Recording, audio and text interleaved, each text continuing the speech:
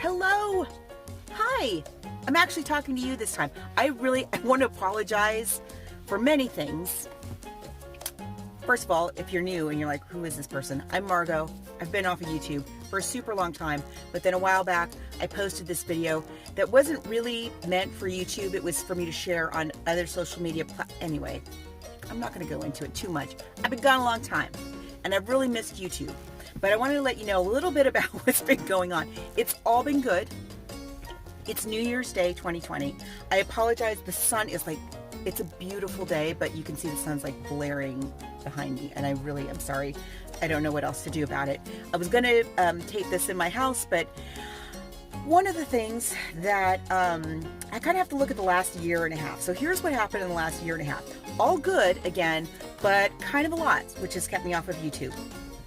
Number one, I moved. We downsized from a 2,200 square foot home to an 850 square foot bungalow. That was a massive adjustment, but we love it. We love our new home. All of the things that happened in the last year and a half, if you had told me 3 years ago what my life would look like on day one of 2020, I would never have believed you. I wouldn't have thought I'd be living in this house, but I love it. I love the house, but it's been a lot to kind of figure out how to make that work. I really feel like being in a smaller home has brought us closer together as a family, but it does make it hard to tape videos because my old house, 2,200 square feet, and it was a 2-story house. Even though my children were smaller and louder, it was easy to find a quiet corner to tape in, but not so easy now. So here I am in the car. Sorry, guys. If I do more videos, it may be in the car. Sorry. I know that's boring. But here's a shot of the view this morning from my bedroom window. This is the canyon that we live on, you guys. Look at this. I mean, come on. I really love the house. Garden is still doing well. I'll give you guys a garden update at some point. The other thing that happened was in early 2018, out of the blue, I got a book deal. I got an opportunity to write a book. It's a history book. That's what I was talking about in that last weird little video. It's a history book about a farm working community in Ventura County, which is where my parents were from. It's about 200 miles north of where I live in San Diego. And so it required a lot of research, a lot of conducting interviews, a lot of going through archives. I was really lucky that my mom helped me with this book, especially with the research and the interviews. But it was really time consuming. Many hours in the car. It's like a 4-hour trip from San Diego to Oxnard and back, 4 hours each way. So a lot of sitting in the car.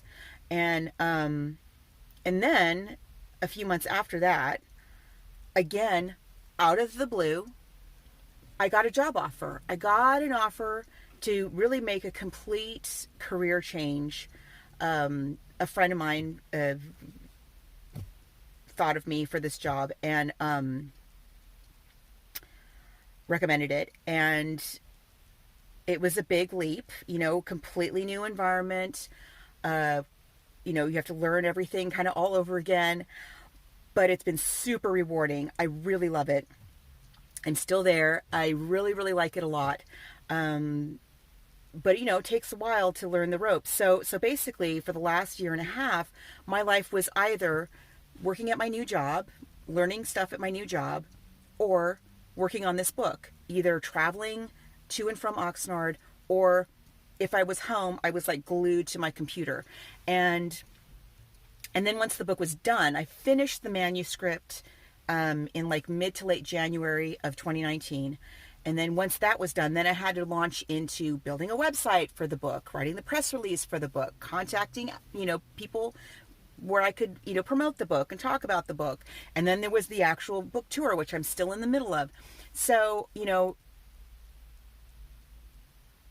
when I finished the book, a lot of it was having to, make up some of that time. My family really gave up a lot of time with me during that whole process, and they were really understanding and supportive, but I felt bad, So I tried to, I had just this little bit amount of time that when I was done with the actual writing process, and so I really couldn't make time to make videos. But this is all kind of settled down a little bit now. It's kind of got some momentum of its own, and I'm doing speaking engagements. I'm only going up to Ventura County like once a month now. Like, I kind of got in a little bit of a groove of it now.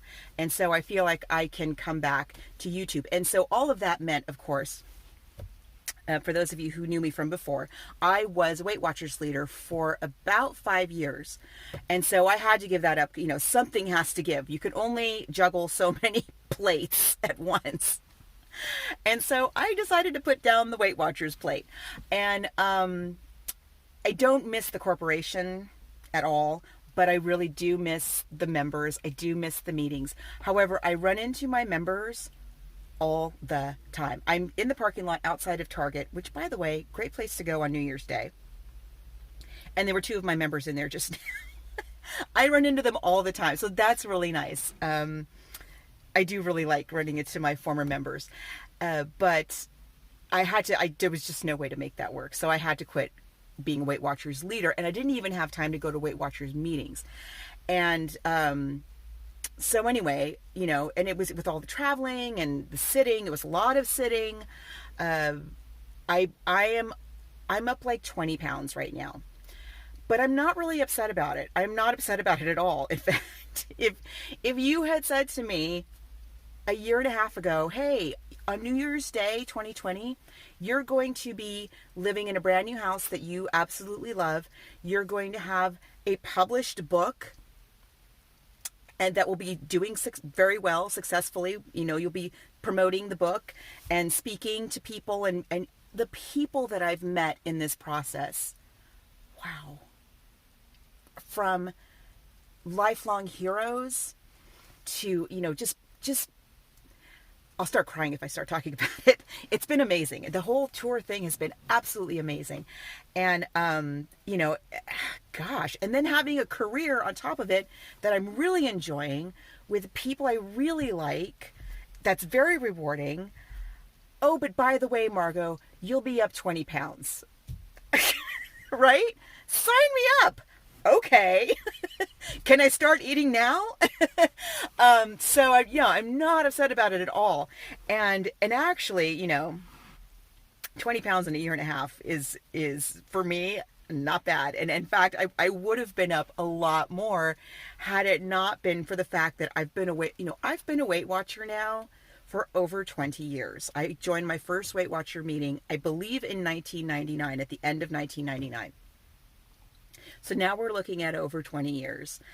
So it really is just my lifestyle, and the thing is, when you're traveling, there are just things that are beyond your control. And I just did a massive amount of traveling, have done in these last 18 months. So there's that. And then the other thing that saved me is my job, my new job. Even though it's like a desk job, it's very active. I am just always on my feet when I'm at work. What is this car like? They're kind of close, right? They're a little close. I'm just always on my feet. So I get a lot of activity in. And so that really helped too. And I have been keeping up with all of your videos. I do comment every now and again. And no, seriously, like I guess there's a personal space thing with vehicles. Like this vehicle is invading my personal vehicle space, I feel. Can you see how close they are? But they are blocking the sun. So there's that. Like I won't be able to pull out of this parking space. So I'm not really sure. So the woman's like getting out of the car. She's looking at me. I don't know. Anyway, I'm not mad about it, and also at this phase of being a Weight Watcher 20 years in terms of the scale, the scale doesn't make me feel big emotions anymore. When the scale is up, I'm like, oh, okay, I know why the scale's up. When the scale is down, I'm not like ecstatic about it either.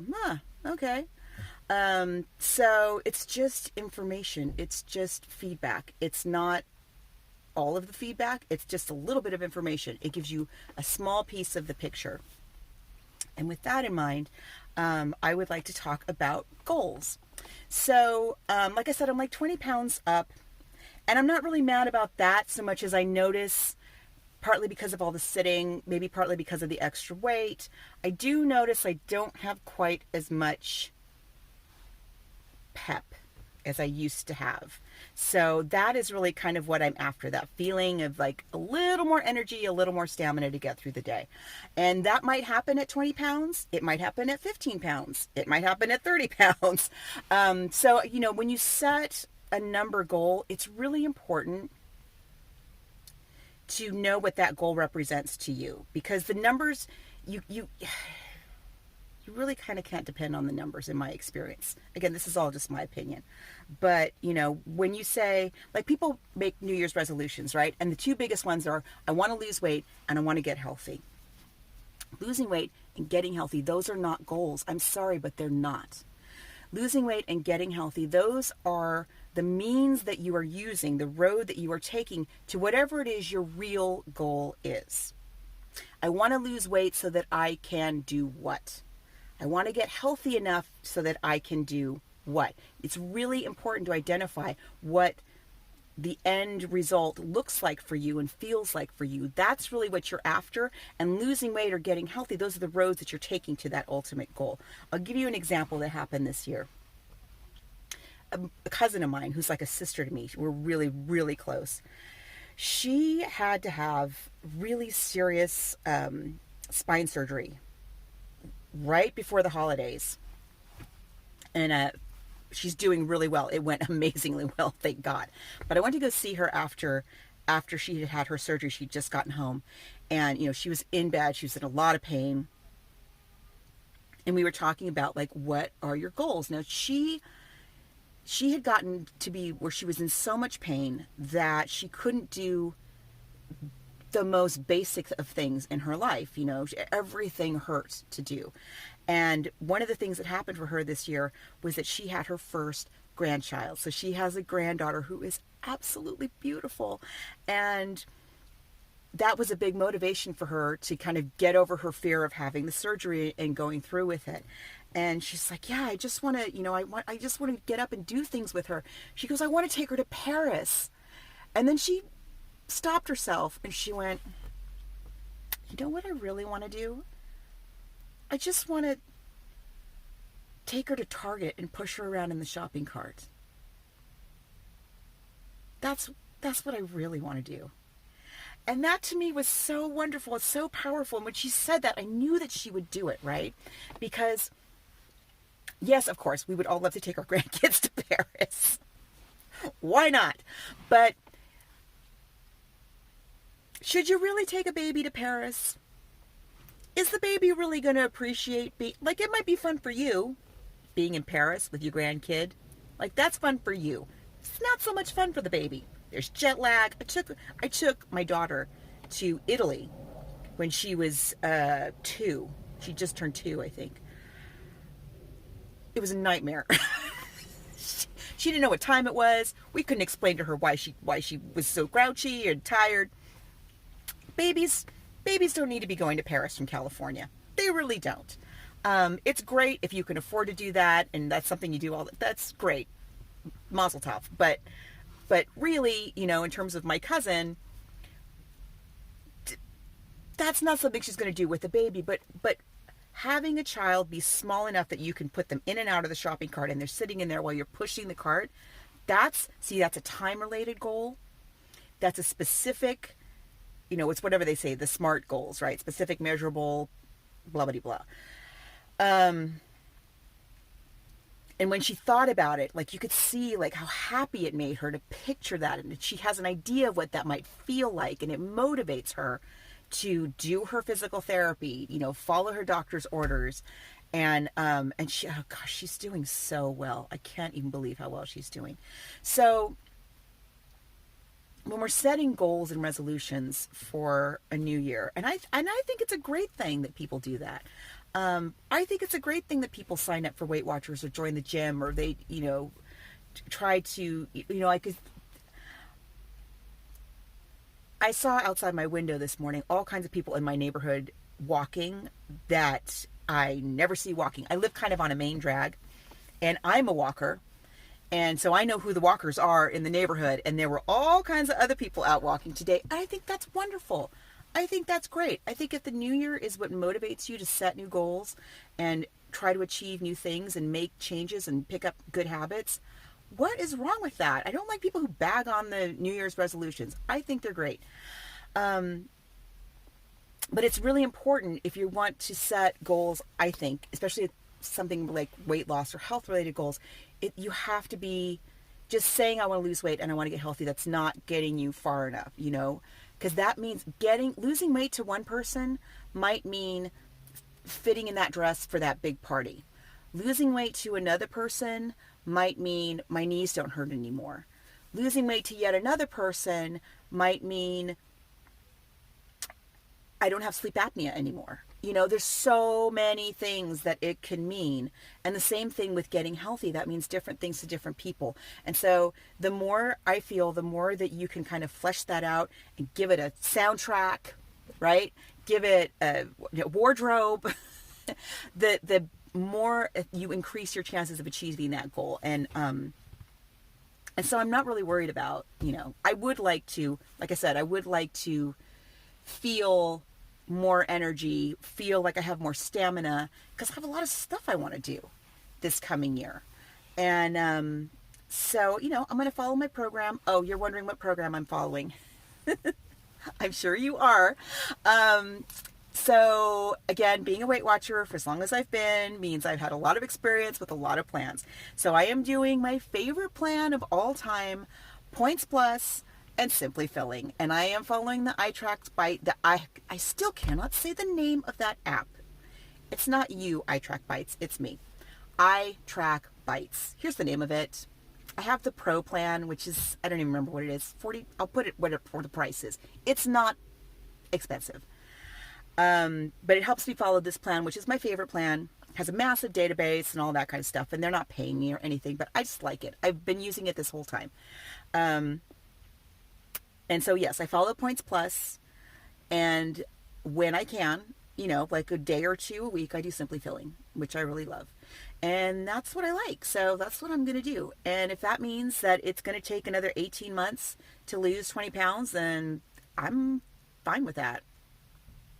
And if I get that energy and stamina that I'm looking for, and it's a different number than that on the scale, I am fine with that too. So I hope that all of you are well. I miss you. And listen, I'm going to try to make more videos.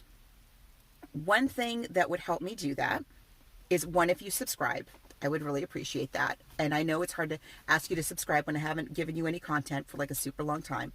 That would help. But really what would help me is if you could let me know what your questions are. I would love to answer your questions. I'm sure I'll be talking more about the book in the future. I'm sure I'll be sharing more about the house. If you want to see more about the house, I mostly post that on Instagram. My Instagram handle is at She's Not Your Mama. My Instagram handle... Really? My Instagram handle for the book is at Colonia Book, if you want to check that out. There will be at some point a book trailer posted on this channel. I just do not have the bandwidth to launch a separate channel for the book. I'm sorry. So once in a while you'll see videos that have to do with the book, talking about like upcoming author events and stuff like that. And you don't have to watch. That's okay. But let me know what your questions are. And I will, you know, that would really help me feel like I have some accountability for making videos, and feel that, like, give me an idea of what kind of stuff that you would like to know. So I hope you're well. Happy 2020. Let's make this a really good one. I wish you so much good luck in achieving your goals and your resolutions. And fingers crossed, I'll talk to you soon. Bye, guys.